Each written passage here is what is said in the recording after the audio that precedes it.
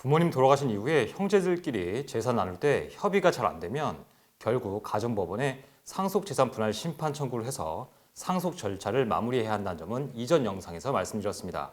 하지만 형제들 상대로 소송을 시작하는 것을 많이들 주저하시죠. 그래서 변호사가 중간에 조율해서 상속 협의를 할 수 있는지 문의하시는 분이 정말 많습니다. 결론부터 말씀드리자면 저도 정말 그렇게 해드리고 싶은데 실제로 그것이 잘 안 됩니다.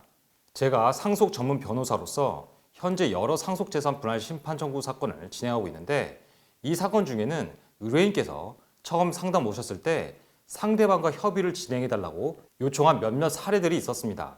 제가 그 케이스들의 상황을 검토하고 상대방과 협상 포인트는 이것이고 상대방에게 이것을 요구해야 하는데 결국에는 협상은 안 될 것이고 그러면 상속재산 분할 심판 청구로 가야 한다고 말씀드렸는데 그 예측이 빗나간 적은 아직 단 한 건도 없었습니다. 실제로 의뢰인의 위임을 받아 협상을 진행하면 제가 이것 때문에 협상이 잘 안 될 것이라는 바로 그 포인트에서 막혀 협상은 결렬이었습니다. 변호사가 양측의 의견을 조율해서 협의안을 만들거나 아니면 양측 모두 변호사를 선임해서 협의안을 만들 수 있다면 정말로 좋습니다. 그런데 이렇게 분쟁이 잘 해결되는 사례는 정말 드뭅니다. 가정법원 가기 전에 변호사가 중간에 껴서 원만히 협의안을 만드는 상황은 기대하지 않는 것이 좋습니다. 보통은 이 과정에서 시간과 비용만 낭비하고 서로 감정만 더 상합니다. 왜 그런지 몇 가지 이유를 말씀드립니다. 돌아가신 부모님이 남긴 재산이 아파트면 대개 KB부동산 시세 평균액을 기준으로 상속 재산의 가치를 평가합니다. 법원도 보통 이 기준을 씁니다. 그런데 같은 아파트 단지, 같은 면적이라고 하더라도 몇 층인지, 지하철역에서 얼마나 가까운지, 남향인지, 인테리어는 어떤지 등등 여러 요소에 따라 매매 시세가 달라질 수 있습니다. 아파트도 이런데 토지나 건물과 같은 부동산 더하죠. 상속 부동산의 가치를 얼마나 평가할 것인가 이 기본적인 사항을 두고 상속인들이 이견이 좁혀지지 않을 수도 있습니다. 그래서 만약 변호사가 상속인들에게 감정평가사의 시세 감정평가를 받자고 하면 감정평가 비용은 누가 부담하느냐? 감정비는 왜 이렇게 비싸냐? 너희들이 선임한 감정평가사는 믿을 수 없다. 이런 식으로 끝도 없이 싸울 수 있습니다. 네, 이런 상황이라면 그냥 빨리 가정법원에 상속재산 분할 심판 청구를 해야 합니다. 상속재산은 상속인 머릿수대로 나누지 않습니다. 우리나라 민법은 공동상속인이 생전에 받은 특별수익을 고려하여 상속재산의 분배 비율을 정하라고 규정하고 있죠.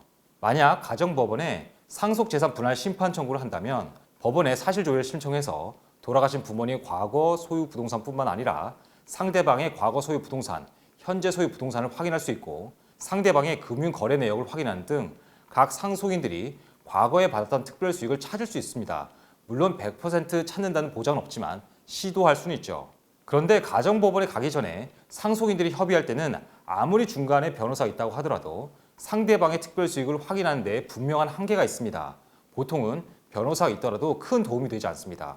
게다가 분명히 온 가족이 부모님으로부터 예전에 현금을 받았다는 것을 아는데 정작 당사자가 강력하게 부인하는 사안처럼 상속인들이 자신의 특별수익을 인정하지 않으면 협의는 불가능에 가까워집니다. 특히 상속인들이 가진 정보에 불균등이 있는 경우에는 더욱 그렇습니다. 예를 들어 내가 받은 재산은 부동산 등기부 등본에 명확하게 증여라고 되어 있는데 상대방은 예전에 무엇을 얼마나 받았는지를 알 수 없다면 상대방이 공개하는 정보를 인정해야만 협의가 가능해집니다. 당연히 그렇겠죠. 아무리 변호사를 선임해서 소송 전 조정을 시도한다고 하더라도 이러한 정보 불균등은 해소할 수 없습니다. 그래서 상대방이 공개하는 정보를 기초로 협의해야 하는 상황이라면 협의 안 된다고 말씀드립니다. 이런 상황이라면 가정법원에 상속재산 분할 심판 청구를 하는 게 맞습니다. 우리나라 민법에 따라 돌아가신 분을 특별히 더 잘 모시거나 이분이 재산을 형성하고 유지하는 데 특별한 기여가 있는 상속인에게 상속재산을 더 분배할 수 있습니다. 만약 가정법원의 상속재산 분할 심판 과정에서 상속인 중 어느 한 명에게 기여분이 인정된다면 기여분이 없는 상속인이 분배받는 재산이 크게 줄어들 가능성이 있어서 대개 기여분 문제가 정말 민감합니다. 다른 상속인들도 이런 점을 잘 알고 있을 것이므로 쉽사리 기여분을 인정해주지 않을 것입니다.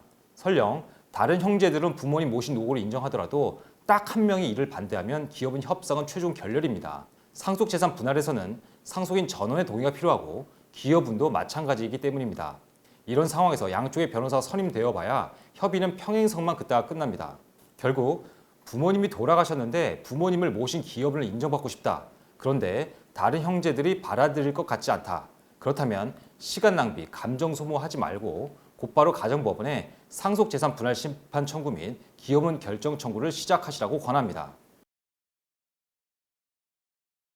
상속재산이 계좌에 있는 예금뿐이라면 이 항목은 문제되지 않습니다. 그러나 상속재산이 단독주택, 상가, 예금, 농지 등 형태로 구성되어 있다면 이 각 재산을 어떤 비율로 어떤 형태로 나누어야 할지도 정해야 합니다. 만약 가정법원에 상속재산 분할 심판 청구를 하면 가정법원은 A 부동산은 상속인 지분대로 공동 소유하고 B 부동산은 상속인 중 장남이 단독 소유하고 다른 형제들에게 일정 금액을 지불하고 C 부동산은 경매로 넘겨 매각됨을 지분별로 나누고 D 부동산은 일정 비율로 공유하라는 등 각 재산별로 분배 방법을 세세하게 정해줍니다.